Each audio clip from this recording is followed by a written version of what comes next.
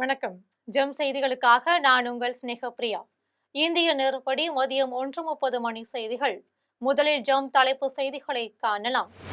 தேர்வு குறித்து பள்ளி மாணவர்களுடன் பிரதமர் நரேந்திர மோடி கலந்துரையாடல். பெற்றோரும் ஆசிரியரும் கூறுவதை ஏற்றுக்கொண்டு சொந்த பாதையில் நம்பிக்கை வைக்கும்படி அறிவுரை. வங்கிகளுக்கு ரிசர்வ் வங்கி வழங்கும் கடனுக்காக வட்டி விகிதம் 5.25 விழுக்காடாக தொடரும் என அறிவிப்பு. பொருளாதார வளர்ச்சி போக்கை நீடிக்க செய்ய இந்திய ரிசர்வ் வங்கி நடவடிக்கை. மக்களவை நாள் முழுவதும் ஒத்திவைப்பு. மீண்டும் திங்கட்கிழமை கூடும் என அறிவிப்பு. மத்திய பாஜக அரசை கண்டித்து நாடாளுமன்றத்திற்கு வெளியே காங்கிரஸ் உள்ளிட்ட எதிர்க்கட்சியினர் போராட்டம். மதுரை திருப்பரங்குன்றம் அருகே குடிகாரர்களால் அதிமுக பிரமுகர் கொல்லப்பட்டதற்கு எடப்பாடி பழனிசாமி கண்டனம். திமுக ஆட்சியில் குற்றவாளிகளுக்கு பயம் என்பது துளி கூட இல்லை என்று குற்றச்சாட்டு. ரஷ்யாவும் உக்ரைனும் போர்க்காலத்தில் சிறைப்பிடித்த கைதிகளில் 364 பேர் விடுதலை. துபாயில் அமெரிக்காவும் பங்கேற்ற முத்தரப்பு பேச்சுக்கோப்பின் நம்பிக்கையூட்டும் நிகழ்வு. இனி விரிவான செய்திகளை காணலாம். தேர்வுக்கு தயாராவது குறித்து பிரதமர் நரேந்திர மோடி பள்ளி மாணவ மாணவியருடன் கலந்துரையாடி அவர்களுக்கு அறிவுரைகளை வழங்கி ஊக்கப்படுத்தியுள்ளார். ஆண்டுதோறும் முழு ஆண்டு தேர்வு வருவதற்கு முன் பள்ளி மாணவ மாணவியரை சந்தித்து கலந்துரையாடுவதை பிரதமர் நரேந்திர மோடி வழக்கமாக கொண்டுள்ளார். அதேபோல் இந்த ஆண்டும் டெல்லியில் பல்வேறு பள்ளிகளில் இருந்து வந்திருந்த மாணவ மாணவியருடன் பிரதமர் நரேந்திர மோடி கலந்துரையாடினார். அப்போது பெற்றோரும் ஆசிரியர்களும் நண்பர்களும் என்ன சொன்னாலும் அனைத்தையும் மனதில் வைத்துக் கொண்டு உங்கள் சொந்த பாதையில் நம்பிக்கை வைத்து அதை பின்பற்றுங்கள் என்று அறிவுரை கூறினார். நமது இலக்கு எப்போதும் எட்டக்கூடிய தூரத்தில் இருக்க வேண்டும் என்றும் அதை அடைய கடின முயற்சி செய்ய வேண்டும் என்றும் கூறினார். எப்போதும் ஆசிரியர் சொல்வதை விட ஒரு படி முன்னே இருங்கள் என்றும் அறிவுறுத்தினார். சிந்தனையை வளர்த்துக் கொண்டு அவற்றை ஒருங்கிணைந்து அதன் பிறகு பாடங்களை படிக்க வேண்டும் என்றும் அறிவுரை கூறினார். வந்திருந்த மாணவியரில் ஒருவர் தானே இயற்றி இசையமைத்த தேசபக்தி பாடலை பிரதமர் மோடியிடம் படித்து காட்டி வாழ்த்து பெற்றார். பொறுப்புள்ள குடிமக்களாக இருக்க வேண்டும் என்று மாணவர்களை கேட்டுக்கொண்டார். வளர்ச்சியடைந்த பாரதம் இலக்கை எட்டுவதற்கு தூய்மையை உறுதி செய்வதுடன் தொழில்நுட்பத்தை கற்றுக்கொள்ள வேண்டும் என்றும் செயற்கை நுண்ணறிவு தொழில்நுட்பத்தை அறிவார்ந்த முறையில் கையாண்டு அறிவையும் தன்னாளுமையையும் வளர்த்துக் கொள்ள வேண்டும் என்றும் பிரதமர் தெரிவித்துள்ளார். வங்கிகளுக்கு ரிசர்வ் வங்கி வழங்கும் கடனுக்காக வட்டி விகிதம் மாற்றமின்றி 5.25 விழுக்காடாக தொடரும் என்று இந்திய ரிசர்வ் வங்கியின் ஆளுநர் சஞ்சய் மல்கோத்ரா அறிவித்துள்ளார். மும்பையில் உள்ள இந்திய ரிசர்வ் வங்கியின் தலைமையகத்தில் ஆளுநர் சஞ்சய் மல்கோத்ரா பண கொள்கையை அறிவித்தார். அப்போது வங்கிகளுக்கு ரிசர்வ் வங்கி வழங்கும் குறுகிய கால கடன்களுக்கான வட்டி விகிதம் எந்த மாற்றமும் இன்றி 5.25 விழுக்காடாக இருக்கும் என்று அறிவித்தார். அதேபோல் வங்கிகள் ரிசர்வ் வங்கியில் வைத்துள்ள தொகைக்கான வட்டி விகிதமும் எந்த மாற்றமும் இன்றி 5 விழுக்காடாக தொடரும் என்று அறிவித்துள்ளார். நாட்டின் பொருளாதார வளர்ச்சி 7 விழுக்காட்டுக்கு மேல் நீடித்து வரும் நிலையில் அதே போக்கு தொடர்ந்து நீடிப்பதற்காக வங்கி வட்டி விகிதத்தில் எந்த மாற்றமும் செய்யவில்லை என்றும் பொருளாதார நோக்கர்கள் தெரிவித்துள்ளனர். எதிர்க்கட்சியினரும் ஆளுங்கட்சியினரும் மாறி மாறி கூச்சலிட்டதால் நாடாளுமன்றத்தின் மக்களவை நாள் முழுவதும் ஒத்திவைக்கப்பட்டுள்ளது. மக்களவையில் எதிர்க்கட்சித் தலைவர் ராகுல் காந்தியை பேச விடாமல் தடுப்பதை கண்டித்து காங்கிரஸ் உள்ளிட்ட எதிர்க்கட்சியினர் முழக்கமிட்டனர். இதையடுத்து அவர்களுக்கு எதிராக ஆளுங்கட்சி உறுப்பினர்களும் முழக்கமிட்டனர். இதையடுத்து கூச்சல் குழப்பம் நிலவியதால் அவைத் தலைவர் அவையை நாள் முழுவதும் ஒத்திவைப்பதாக அறிவித்தார். மீண்டும் அவை திங்கட்கிழமை முற்பகல் 11 மணிக்கு கூடும் என்று அறிவிக்கப்பட்டுள்ளது. அவை நாள் முழுவதும் ஒத்திவைக்கப்பட்ட நிலையில் காங்கிரஸ் உள்ளிட்ட எதிர்க்கட்சிகளின் நாடாளுமன்ற உறுப்பினர்கள் நாடாளுமன்றத்திற்கு வெளியே மத்திய பாஜக அரசை கண்டித்து முழக்கமிட்டனர். அப்போது செய்தியாளர்களிடம் பேசிய மக்களவை எதிர்க்கட்சித் தலைவர் ராகுல் காந்தி மத்திய பாஜக அரசு அவர்களுக்கு விருப்பமானதை செய்து கொள்வதாக கூறினார். மதுரை திருப்பரங்குன்றம் அருகே சாமநத்தத்தில் அதிமுக இளைஞர் மற்றும் இளப்பெண்கள் பாசறையின் ஒன்றிய தலைவர் செந்திலின் தலை துண்டிக்கப்பட்டு கொல்லப்பட்டதற்கு எடப்பாடி பழனிசாமி கண்டனம் தெரிவித்துள்ளார். அவர் விடுத்துள்ள அறிக்கையில் செந்தில் தனது தேநீர் கடையை திறக்க சென்றபோது அங்கு போதையில் இருந்தவர்கள் அவரை கொடூரமாக தாக்கி கொன்றதாக தெரிவித்துள்ளார். திமுக ஆட்சியில் எந்தவித குற்றத்தை செய்வதற்கும் குற்றவாளிகளுக்கு பயம் என்பது துளி கூட இல்லை என்று தெரிவித்தார். உயிரிழந்த செந்தில் குடும்பத்தாருக்கு ஆழ்ந்த இரங்கலையும் தெரிவித்துக் கொண்டுள்ளார். செந்தில் படுகொலையில் தொடர்புள்ள குற்றவாளிகள் அனைவர் மீதும் மிக கடுமையான சட்ட நடவடிக்கை எடுக்க வேண்டும் என வலியுறுத்தியுள்ளார். மீண்டும் தமிழ்நாட்டில் திராவிட முன்னேற்றக் கழகம்தான் ஆட்சி அமைக்கும் என்று துணை முதலமைச்சர் உதயநிதி அழுத்தமாக தெரிவித்துள்ளார். தஞ்சாவூர் மாவட்டம் சாணூர்பட்டியில் மறைந்த முன்னாள் முதல்வர் கருணாநிதியின் மார்பளவு சிலை கட்டப்பட்டு அதன் திறப்பு விழா நடைபெற்றது. இதில் துணை முதலமைச்சர் உதயநிதி ஸ்டாலின் கலந்து கொண்டு சிலையை திறந்து வைத்தார். தொடர்ந்து அவர் நிகழ்ச்சியில் பேசிய போது, நம்முடைய ஆட்சி மீண்டும் தொடர வேண்டும் என்றும், மீண்டும் தமிழ்நாட்டில் திராவிட முன்னேற்றக் கழகம்தான் என்றும் கூறினார். மேலும் நமது தலைவர் தான் முதலமைச்சராக பொறுப்பேற்க உள்ளார். அதனால் தாய்மார்கள் அனைவரும் அடுத்த 2 மாதங்கள் களப்பணியில் இறங்கி தேர்தல் பணிகளை சிறப்பாக செய்ய வேண்டும் என்று கேட்டுக் கொண்டார். இதில் அமைச்சர்கள் KN நேரு, அன்பில் மகேஷ் பொய்யாமொழி உள்ளிட்ட கட்சி நிர்வாகிகள் ஆகியோர் கலந்து கொண்டனர். இந்த மாதம் இறுதியில் தமிழகம் வரும் பிரதமர் 60 வீடுகளையும் சுற்றி பார்க்க வேண்டும் என அமைச்சர் சேகர்பாபு கோரிக்கை விடுத்துள்ளார். சென்னை திருவிக நகரில் கட்டப்பட்டு வரும் முன்னேற்ற பணிகளை அறநிலையத்துறை அமைச்சர் சேகர்பாபு நேரில் சென்று பார்வையிட்டு ஆய்வு செய்தார். அப்போது அவர் செய்தியாளர்களிடம் பேசிய போது, 125 நாள் வேலைவாய்ப்பு திட்டத்தில் எதிர்க்கட்சித் தலைவர் எடப்பாடி எங்கள் முதல்வர் பக்கம் நின்று போராட வேண்டும் என்று கூறினார். இதையடுத்து இந்த மாதம் இறுதியில் தமிழகத்திற்கு வருகை தரும் பிரதமர் 60 வீடுகளையும் சுற்றி பார்க்க வேண்டும் என்றும், குறிப்பாக பழனிக்கு சென்று பார்த்து அங்கு நிர்வாகம் எப்படி இருக்கிறது என்பதை தெரிந்து கொள்ள வேண்டும் என்று கோரிக்கை வைத்தார். தொடர்ந்து பேசிய அவர், திருச்செந்தூர் கோவிலில் கட்டுமான பணிகள் 80% மேல் நிறைவடைந்துள்ளதாக தெரிவித்தார். இந்நிகழ்ச்சியில் மாநகராட்சி மேயர் பிரியா, துறை சார்ந்த அதிகாரிகள் ஆகியோர் உடனிருந்தனர். மாலைகள் பசியாராமல் இருக்க வேண்டும் என்பதற்காக காலை சிற்றுண்டியை கொண்டு வந்து இன்றைக்கு 20 லட்சத்துக்கும் மேற்பட்ட மாலைகள் அந்த பிஞ்சு உள்ளங்கள் மகிழ்ச்சி அடைகிறதோ, அதுபோல் உழைக்கின்ற வர்க்கம், காலையிலே பணிக்கு செல்பவர்கள், அதற்குண்டான சூழல்கள் சரிவர இல்லாதவர்களை முடிந்த அளவிற்கு திருப்தி செய்ய வேண்டும் என்ற நோக்கத்திற்காக ஒரு நாளைக்கு 2 இடங்களில் இந்த அமுதக்கரங்கள் நிகழ்ச்சியை நடத்தி கொண்டிருக்கின்றோம். தாராபுரத்தில் உள்ள தனியார் கல்லூரியில் இலவச மடிக்கணினிகளை மாணவிகளுக்கு அமைச்சர் கயல்விழி வழங்கினார். திருப்பூர் மாவட்டம் தாராபுரத்தில் தனியார் கல்லூரியில் இலவச மடிக்கணினி வழங்கும் விழா நடைபெற்றது. இதில் கல்லூரி முதல்வர் கிருஷ்ணமேகலா தலைமை வகித்தார்.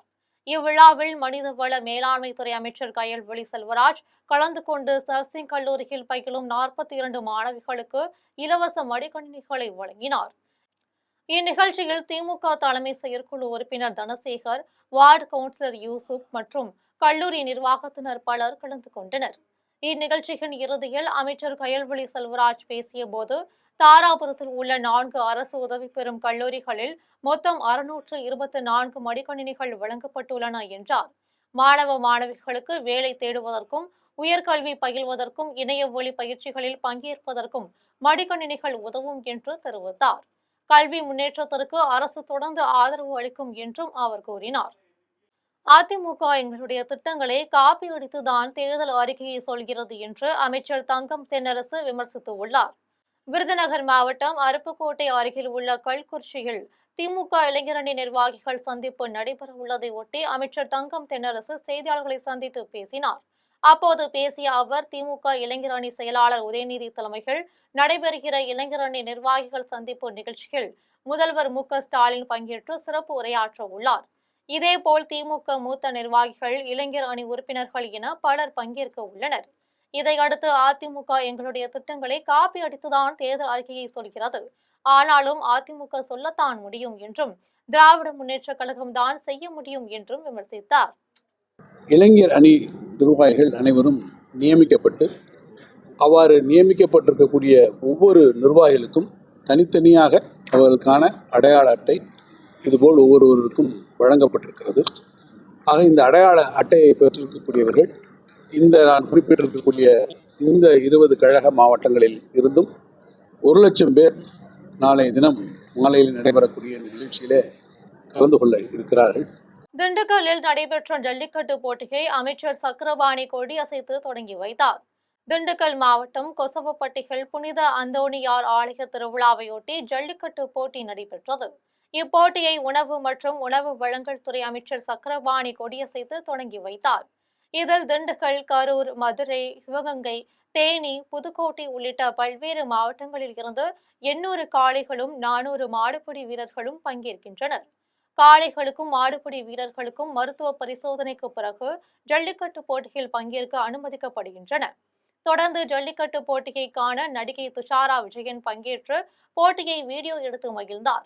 போட்டியில் வெற்றி பெறும் காளைகள் மற்றும் மாடுபிடி வீரர்களுக்கு செல்போன், கட்டில், பீரோ உள்ளிட்ட பல்வேறு பரிசுகள் வழங்கப்பட உள்ளது. இதைத் தொடர்ந்து 350க்கும் மேற்பட்ட காவல்துறை துணை கண்காணிப்பாளர் தலைமையில் பாதுகாப்பு பணியில் ஈடுபட்டனர். பாஜக தமிழகத்திற்கு தனது அடிமையாக எடப்பாடி பழனிசாமியை வைத்துள்ளது என்று நாடாளுமன்ற உறுப்பினர் தயாநிதி மாறன் கடும் விமர்சனம் செய்துள்ளார். சேலம் மாவட்டம் முத்துநாயக்கன்பட்டியில் திமுக சார்பில் தேர்தல் பரப்புரை கூட்டம் நடைபெற்றது.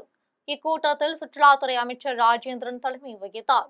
இந்நிகழ்வில் திமுக மாவட்ட பொறுப்பாளர் கார்த்திகேயன், விளையாட்டு மேம்பாட்டு அணி துணை செயலாளர் பாபு உள்ளிட்ட கட்சி நிர்வாகிகள் பலர் கலந்து கொண்டனர். இதில் சிறப்பு அழைப்பாளராக நாடாளுமன்ற உறுப்பினர் தயாநிதி மாறன் கலந்து கொண்டு பேசிய போது, பாஜக கொண்டு வந்த பட்ஜெட்டால் தமிழகத்திற்கு எந்த பயனும் இல்லை என்றார். பாஜக தமிழகத்திற்கு தனது அடிமையாக எடப்பாடி பழனிசாமியை வைத்துள்ளது என்றும், பாஜக கொண்டு வந்த மக்கள் விரோத சட்டங்களுக்கு ஆதரவு தெரிவித்து தமிழக மக்களுக்கும் துரோகம் செய்துவிட்டார் என கடுமையாக விமர்சித்தார். சைதாப்பேட்டையில் நடைபெறுகிற மாநில அளவிலான மின்னொலி கபடி போட்டியை நடிகர் சத்யராஜ், கபடி வீரர் மனத்தி கணேசன் ஆகியோர் இணைந்து தொடங்கி வைத்தனர். சென்னை சைதாப்பேட்டையில் உள்ள அரசு உதவி பெறும் பள்ளியில் முதல்வர் மு.க.ஸ்டாலினின் பிறந்த நாளையொட்டி மாநில அளவிலான மின்னொலி கபடி போட்டி சுகாதாரத்துறை அமைச்சர் சுப்பிரமணியன் தலைமையில் நடைபெற்றது.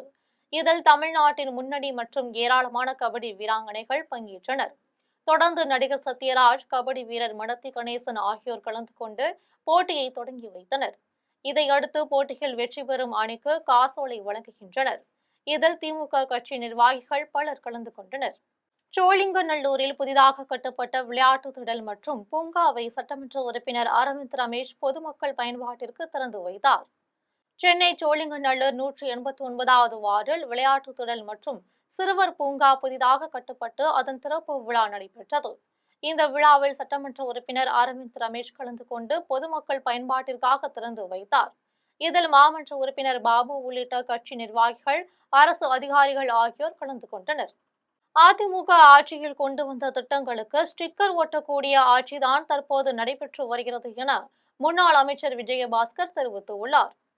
கரூரில் தனியார் திருமண மண்டபத்தில் வரும் சட்டமன்ற தேர்தலை முன்னிட்டு தேசிய ஜனநாயக கூட்டணி கட்சி நிர்வாகிகளுடன் ஆலோசனை கூட்டம் நடைபெற்றது.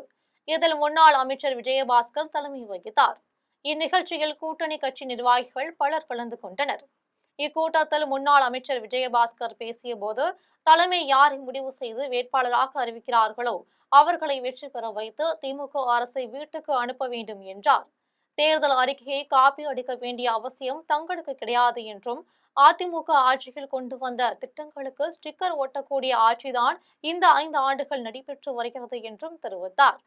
தேர்தல் வரும் நேரத்தில் பெரிய அளவுக்கு கல்லூரி முடிந்து செல்லும் மாணவிகளுக்கு மட்டும் திமுக லேப்டாப் வழங்கி வருவதாக குற்றம் சாட்டினார். திமுகவிற்கு தோல்வி பயம் வந்துவிட்டது என்றும், கூட்டணிக்குள் பிரச்சினைகள் உள்ளது என்றும் கூறினார். சென்னையில் மாவட்ட தேர்தல் அலுவலர் குமரகுருபன் தலைமையில் அங்கீகரிக்கப்பட்ட அரசியல் கட்சியின் பிரதிநிதிகளுடன் ஆலோசனை கூட்டம் நடைபெற்றது. சென்னை மாநகராட்சி அலுவலகத்தில் மாவட்ட தேர்தல் அலுவலர் குமரகுருபன் தலைமையில் அரசியல் கட்சிகளின் பிரதிநிதிகளுடன் ஆலோசனை கூட்டம் நடைபெற்றது. கூட்டத்தில் திமுக, அதிமுக, பாஜக, விசிக, இந்திய தேசிய காங்கிரஸ் உள்ளிட்ட அங்கீகரிக்கப்பட்ட அரசியல் கட்சியினர் கலந்து கொண்டனர். பின்னர் கூட்டம் முடிந்த பின் அதிமுக முன்னாள் அமைச்சர் ஜெயக்குமார் செய்தியாளர்களை சந்தித்து பேசினார். அப்போது பேசிய அவர், வாக்குச்சாவடி என்பது மிகவும் முக்கியமான ஒன்று என்றும், சில சமயங்களில் வாக்காளர்களை ஒரு வாக்குச்சாவடி மையத்தில் இருந்து வேறு வாக்குச்சாவடி மையத்திற்கு மாற்றும் நிலை ஏற்படும் என்றும் கூறினார். இதனை தவிர்க்கும் வகையில் ஏற்பாடுகள் செய்ய வேண்டும் என்று அதிமுக சார்பில் வலியுறுத்தியதாக தெரிவித்தார். தொடர்ந்து திமுக சட்டத்துறை துணை செயலாளர் சந்துரு செய்தியாளர்களிடம் பேசிய போது, மத்திய அரசும் தேர்தல் ஆணையமும் கைகோர்த்து கொண்டு பல்வேறு வகையில் வாக்காளர்களை குழப்பி வருவதாக குற்றம் சாட்டினார். தேர்தலில் காங்கிரஸ் கட்சி யார் என்று நிரூபிக்க வேண்டிய சூழ்நிலை உள்ளது என தூத்துக்குடி வடக்கு மாவட்ட காங்கிரஸ் கட்சியின் தலைவர் பெருமாள்சாமி தெரிவித்தார். தூத்துக்குடி மாவட்டம் கோவில்பட்டியில் உள்ள காந்தி மண்டபத்தில் காங்கிரஸ் கட்சி நிர்வாகிகள், செயல் வீரர்கள் கூட்டம் நடைபெற்றது. இந்த கூட்டத்தில் சிறப்பு விருந்தினராக தூத்துக்குடி வடக்கு மாவட்ட காங்கிரஸ் கட்சியின் தலைவர் பெருமாள்சுவாமி கலந்து கொண்டு பேசினார். அப்போது ராகுல் காந்தி தமிழகம் மீது தனி கவனம் செலுத்தி வருகிறார் என்றும், வரும் 10ஆம் தேதி தமிழகத்தில் உள்ள காங்கிரஸ் கட்சி மாவட்ட தலைவர்கள் டெல்லிக்கு அழைத்துள்ளனர் என்றும் தெரிவித்தார். தேர்தலில் காங்கிரஸ் கட்சி யார் என்று நிரூபிக்க வேண்டிய சூழ்நிலை உள்ளது என்றார். நாம் யாருக்கும் அடிமையும் இல்லை என்றும் பயமும் இல்லை என்றும் கூறினார். விஜய் தேர்தல் சந்தித்த பின்தான் டாப் இன்ஜினா டப்பா இன்ஜினா என தெரிய வரும் என்று பெருந்தலைவர் மக்கள் கட்சி தலைவர் தனபாலன் விமர்சித்துள்ளார். சென்னை போரூரில் புதிதாக கட்டப்பட்ட புதிய நாடார் திருமண மண்டபத்தின் திறப்பு விழா நடைபெற்றது. இதில் சட்டமன்ற உறுப்பினர் கணபதி, தமிழ்நாடு வணிகர் சங்கத்தின் தலைவர் விக்ரமராஜா, பெருந்தலைவர் மக்கள் கட்சி தலைவர் தனபாலன் ஆகியோர் கலந்து கொண்டு திறந்து வைத்தனர். தொடர்ந்து நிகழ்ச்சியில் விளையாட்டு மற்றும் படிப்பில் சிறந்து விளங்கிய மாணவர்களுக்கு விருதுகள், பரிசுகள் வழங்கி கௌரவிக்கப்பட்டது. பின்னர் பெருந்தலைவர் மக்கள் கட்சி தலைவர் தனபாலன் செய்தியாளர்களை சந்தித்து பேசினார். அப்போது பேசிய அவர் 2026 தேர்தலிலும் தொடர்ந்து அதிமுகவுடன் தான் கூட்டணி என்றும், எடப்பாடி பழனிசாமி முதல்வராகுவதற்காக எங்கள் கட்சி அயராத உழைக்கும் என்றும் தெரிவித்தார். இதையடுத்து விஜய் தேர்தல் சந்தித்த பின்தான் டாப் இன்ஜினா டப்பா இன்ஜினா என தெரிய வரும் என விமர்சித்தார்.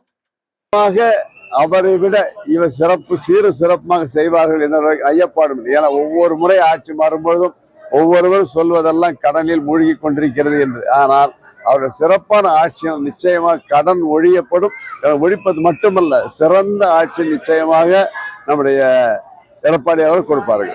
மயிலாடுதுறையில் சுவாமி விவேகானந்தர் ஆன்மீக உரையாற்றிய நினைவை போற்றும் வகையில் அவருக்கு ரயில் நிலையம் முன் சிலை அமைக்க வேண்டும் என்று பாஜக மத்திய அரசு வழக்கறிஞர் ராஜேந்திரன் வலியுறுத்தியுள்ளார்.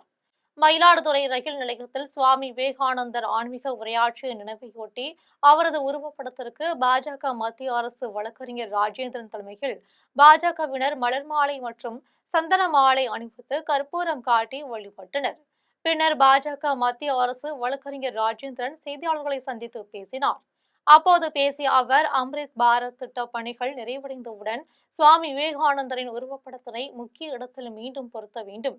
ரயில் நிலையத்தில் சுவாமி விவேகானந்தர் ஆன்மீக உரையாற்றிய நினைவை போற்றும் வகையில் அவருக்கு ரயில் நிலையம் முன் சிலை அமைக்க வேண்டும் என்று வலியுறுத்தினார்.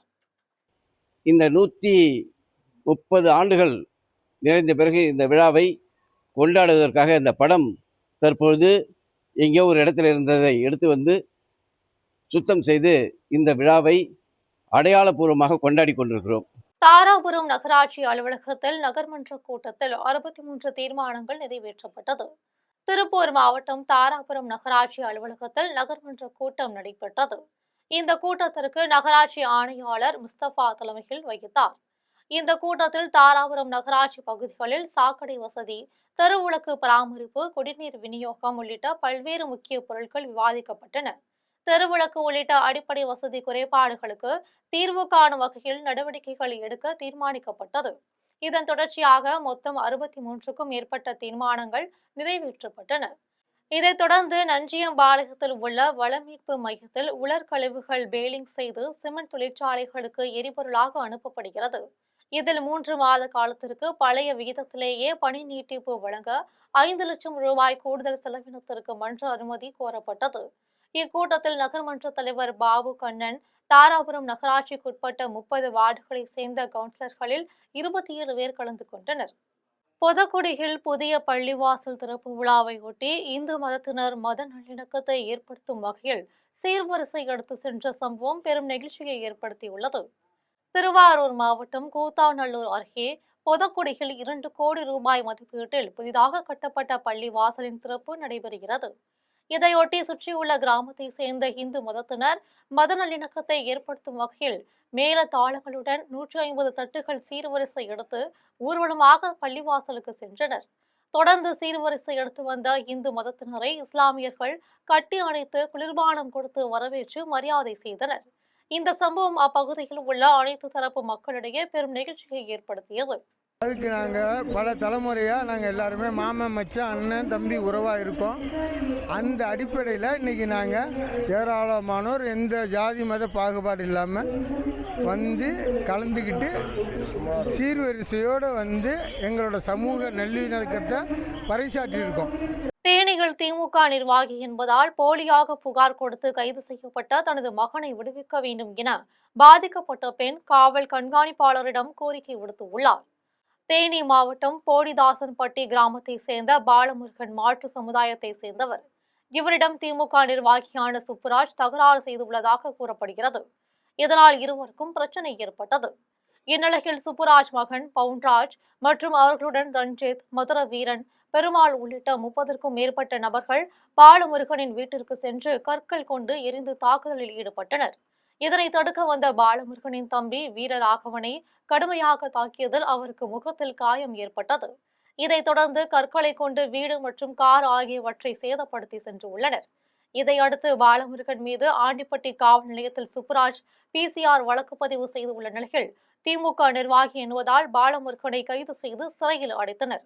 தொடர்ந்து பாலமுருகனின் தாய் ஜோதியை கொடுத்த புகாரின் அடிப்படையில் பவுன்ராஜ், பெருமாள், மதுரை வீரன் உள்ளிட்டோர் மீது வழக்கு பதிவு செய்த நிலையில் மதுரை வீரன் என்பவரை மட்டும் காவல்துறையினர் கைது செய்தனர். இதனால் மற்ற நபர்கள் மீண்டும் தங்கள் குடும்பத்திற்கு உயிரிழக்க செய்து விடுவதாக அச்சுறுத்தி வருவதாக கூறி பாதிக்கப்பட்ட தரப்பினர் தேனி மாவட்ட காவல் கண்காணிப்பாளர் அலுவலகத்தில் புகார் தெரிவித்தனர். போலியாக புகார் கொடுத்து கைது செய்யப்பட்ட தனது மகனை விடுவிக்க வேண்டும் என பாதிக்கப்பட்ட பெண் காவல் கண்காணிப்பாளரிடம் கோரிக்கை விடுத்தார். 1 வருடத்திற்கு மேலாகியும் தந்தையின் ஓய்வூதியம் கிடைக்காததால் மகனும் தாயும் தன் உயிரை மாய்த்துக் கொள்வதாக கூறியதால் கோவில்பட்டி நகராட்சியில் பெரும் பரபரப்பு ஏற்பட்டது. தூத்துக்குடி மாவட்டம் கோவில்பட்டி நகராட்சியில் பணியாற்றி ஓய்வு பெற்ற மற்றும் இறந்த தூய்மை பணியாளர்களுக்கு ஓய்வூதியம் வழங்கப்படவில்லை என்று கோரி மக்கள் உரிமை இயக்கம் தூய்மை பணியாளர் சங்கம் சார்பில் அலுவலகத்தை முற்றுகையிட்டு போராட்டத்தில் ஈடுபட்டனர்.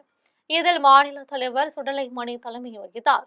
அப்போது இந்த போராட்டத்தில் ஈடுபட்ட சரவணன் என்பவர் தந்தை இறந்து 2 ஆண்டுகள் ஆகிவிட்டது என்றும் இதுவரை அவருக்கான ஓய்வூதியம் கிடைக்கவில்லை என்றும் தெரிவித்தார். இதன் பின்னர் அவர் அங்கிருந்த சுகாதார ஆய்வாளர் ஆரியகாவ் காலில் விழுந்தார். அது மட்டுமின்றி தானும் தன் தாயும் தீக்குளித்து தன் உயிரை மாய்த்துக் கொள்ளப் போவதாக கூறியதால் பரபரப்பு ஏற்பட்டது. இதைத் தொடர்ந்து ஓய்வூதியம் விரைவில் வழங்கப்படும் என்று சுகாதார ஆய்வாளர் ஆரியகாவ் தெரிவித்துள்ளார். இதற்கிடையில் ஓய்வூதிய பணபலன்கள் பெற்றுத்தர போராட்டத்திற்கு கூப்பிட்டு வந்த சுடலைமணி 50,000 ரூபாய் வாங்கிக் கொண்டு ஏமாற்றிவிட்டதாக சரவணன் கூறியதால் பெரும் பரபரப்பு ஏற்பட்டது. திருவையாறு நெடுஞ்சாலையில் துணை முதல்வர் பங்கேற்க இருந்த திருமண நிகழ்ச்சிக்காக சாலையோரம் கட்சிக் கொடியை ஊன்றும் பணியில் ஈடுபட்டிருந்த 2 தொழிலாளர்கள் மின்சாரம் தாக்கி உயிரிழந்து உள்ளனர். தஞ்சாவூர் மாவட்டம் திருவையாறு நெடுஞ்சாலையில் உள்ள தனியார் திருமண மண்டபத்தில் நடைபெறுகிற திமுக தலைமை பொதுக்குழு உறுப்பினர் ஜெயக்குமாரின் இல்ல திருமண விழாவில் துணை முதல்வர் உதயநிதி ஸ்டாலின் பங்கேற்கிறார். இதையொட்டி மண்டபத்தின் அருகில் இரும்பு குழாயில் திமுக கொடியை ஊன்றும் பணியில் தொழிலாளர்கள் ஈடுபட்டு இருந்தனர். அப்போது சேலத்தை சேர்ந்த கார்த்திக், கோகுல் ஆகியோர் மேலே சென்ற மின்சார கம்பியை கவனிக்காமல் இரும்பு குழாய் ஊன்றும் போது இருவரும் மீது மின்சாரம் தாக்கியது. தொடர்ந்து காவல்துறையினர் இருவரையும் மீட்டு 108 ஆம்புலன்ஸ் மூலம் மருத்துவமனைக்கு அனுப்பி வைத்தனர்.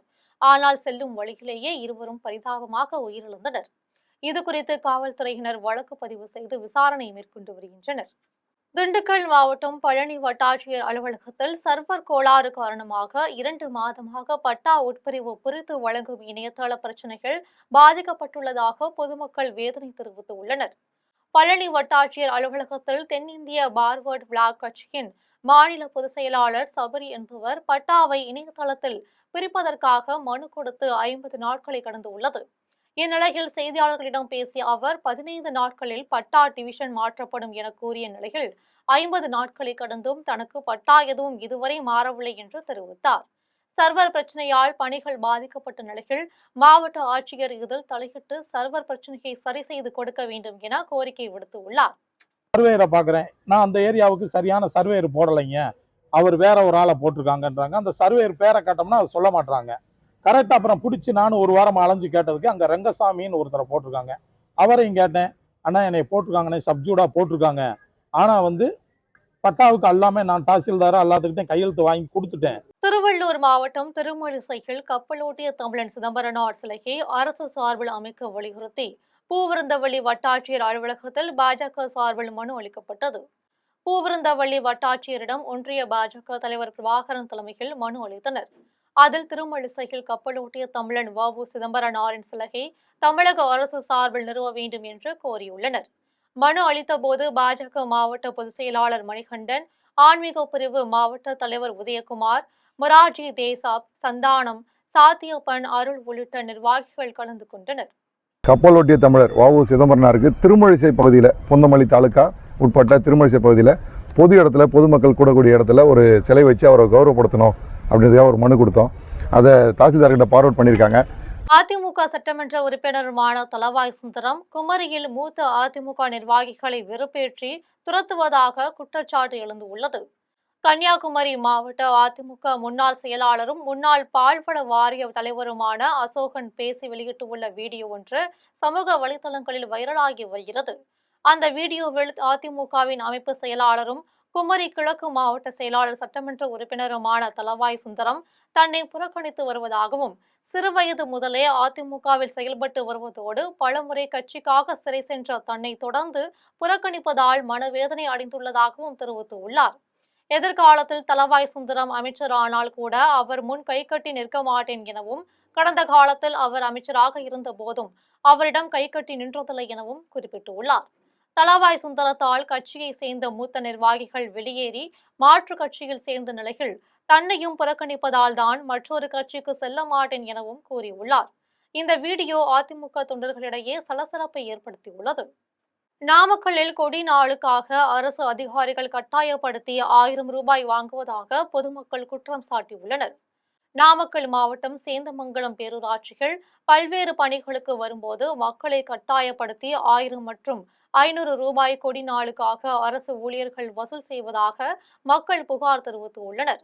தரம் மறுக்கும் மக்களிடம் கண்டிப்பாக 500 ரூபாய் கொடுத்தாக வேண்டும் என்று கட்டாயப்படுத்துவதும், பணம் எடுத்து வராத பொதுமக்களிடம் நவீன செயலி மூலம் பணம் அனுப்புமாறும், 100 ரூபாய் கொடுத்தால் வாங்க மறுப்பதும், 500 ரூபாய்க்கு குறையாமல் தாருங்கள் என்று கட்டாயப்படுத்துவதும் முகசொலிப்பை ஏற்படுத்துவதாக மக்கள் கூறி வருகின்றனர். கொடிநாள் வசூல் கட்டாயம் இல்லை, விருப்பப்பட்டால் கொடுங்கள் என்று அலுவலகத்தின் பலகையில் ஒட்டப்பட்டுள்ளது.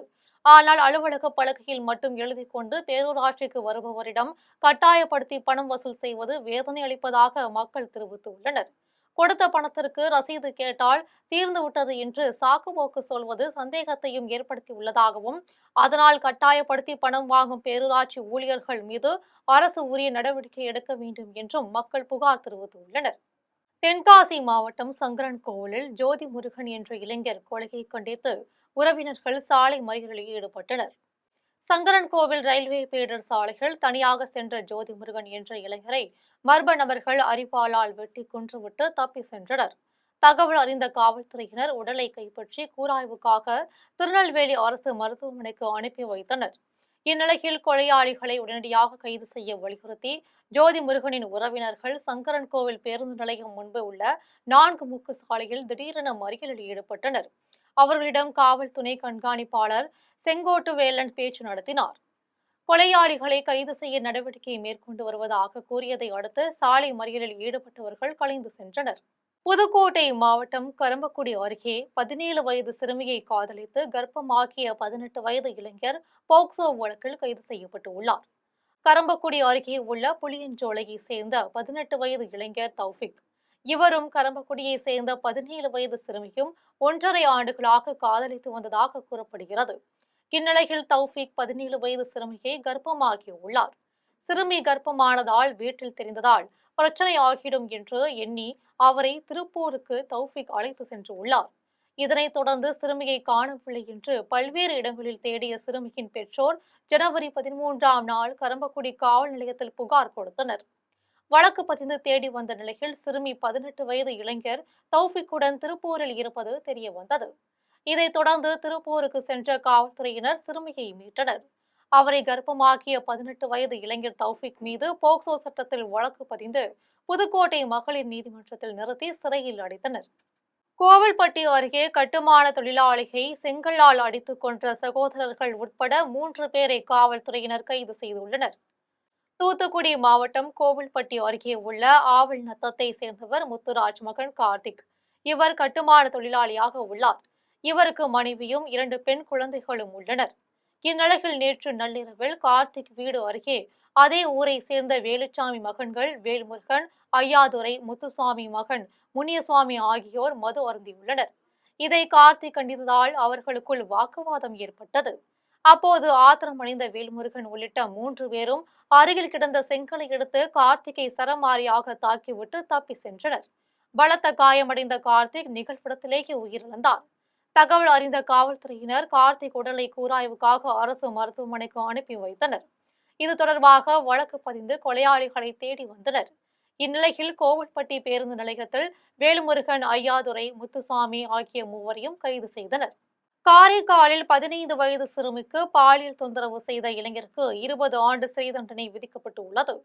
காரைக்கால் வள்ளல் சீதக்காதி தெருவை சேர்ந்த இப்ராஹிம் 2024ஆம் ஆண்டு 16 வயது சிறுமியின் வீட்டில் அத்துமீறி நுழைந்து பாலியல் சீண்டலில் ஈடுபட்டதாக கூறப்படுகிறது. இதுகுறித்து சிறுமியின் பெற்றோர் காரைக்கால் நகர் காவல் நிலையத்தில் புகார் அளித்தனர்.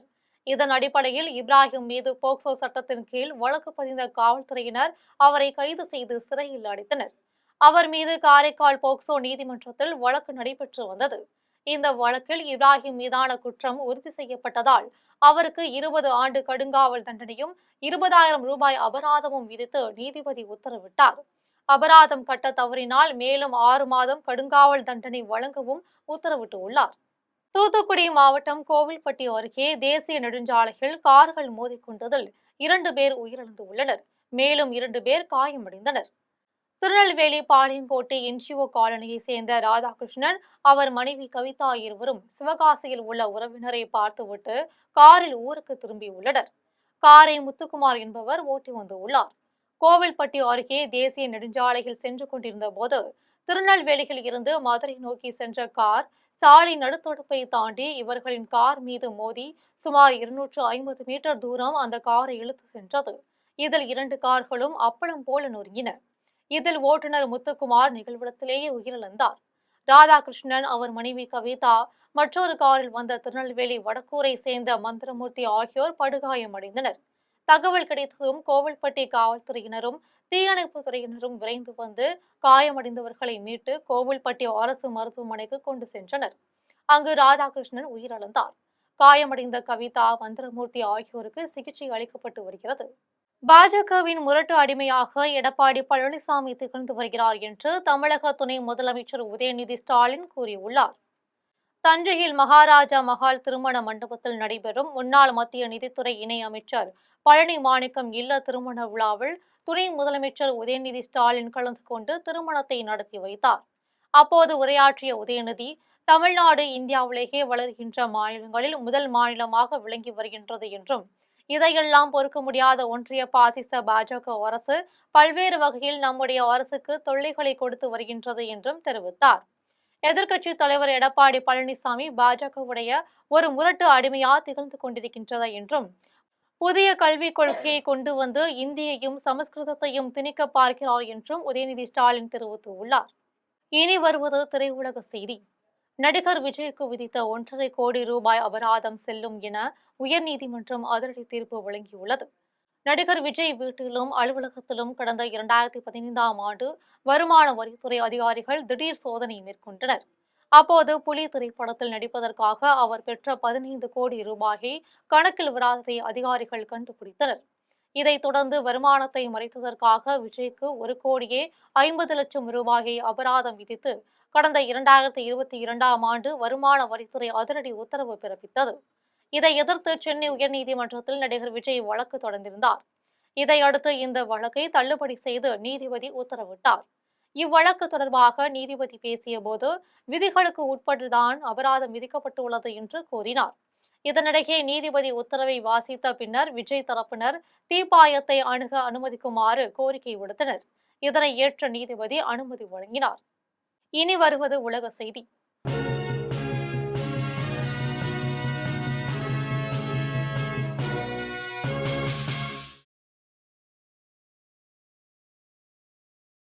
மியான்மரில் திடீரென ஏற்பட்ட நிலநடுக்கம் ரிக்டர் அளவில் 4.9 பதிவாகியுள்ளது என்று தேசிய நில அதிர்வு மையம் தெரிவித்துள்ளது. மியான்மரில் உள்ள நிலப்பரப்பில் 96 கிலோமீட்டர் ஆழத்தில் திடீரென நிலநடுக்கம் ஏற்பட்டது. இந்த நிலநடுக்கம் ரிக்டர் அளவில் 4.9 பதிவாகியுள்ளது என தேசிய நில அதிர்வு மையம் தெரிவித்துள்ளது. தொடர்ந்து நிலநடுக்கத்தினால் உயிரிழப்போர், பொருள் சேதமோ ஏற்பட்டதாக எந்தவித தகவலும் இதுவரை வெளியாகவில்லை என குறிப்பிடத்தக்கது. இனி வருவது தங்கம், வெள்ளி மற்றும் பங்குச்சந்தை விலை நிலவரம்.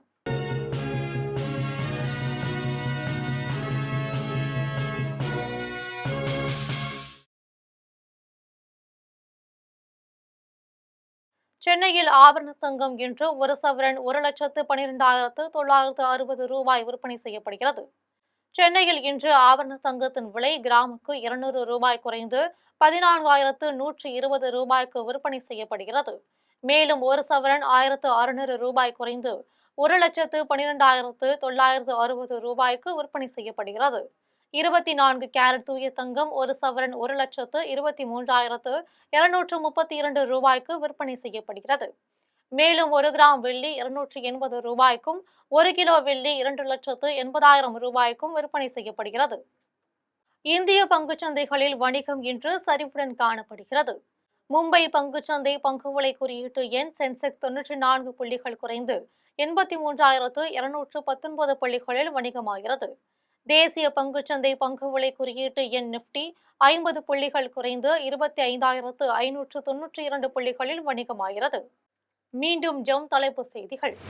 தேர்வு குறித்து பள்ளி மாணவர்களுடன் பிரதமர் நரேந்திர மோடி கலந்துரையாடல். பெற்றோரும் ஆசிரியரும் கூறுவதை ஏற்றுக்கொண்டு சொந்த பாதையில் நம்பிக்கை வைக்கும்படி அறிவுரை. வங்கிகளுக்கு ரிசர்வ் வங்கி வழங்கும் கடனுக்காக வட்டி விகிதம் 5.25 விழுக்காடாக தொடரும் என அறிவிப்பு. பொருளாதார வளர்ச்சி போக்கை நீடிக்க செய்ய இந்திய ரிசர்வ் வங்கி நடவடிக்கை. மக்களவை நாள் முழுவதும் ஒத்திவைப்பு.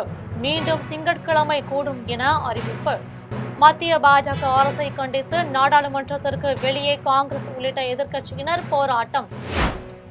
மதுரை திருப்பரங்குன்றம் அருகே குடிகாரர்களால் அதிமுக பிரமுகர் கொல்லப்பட்டதற்கு எடப்பாடி பழனிசாமி கண்டனம். திமுக ஆட்சியில் குற்றவாளிகளுக்கு பயம் என்பது துளி கூட இல்லை என்று குற்றச்சாட்டு. இத்துடன் ஜம் செய்திகள் நிறைவடைகின்றன. மீண்டும் ஜம் செய்திகள் மாலை 6 மணிக்கு. உடனுக்குடன் செய்திகளை காண ஜெம் டிவி என்ற இணையதளத்தில் இணைந்திருங்கள். நன்றி, வணக்கம்.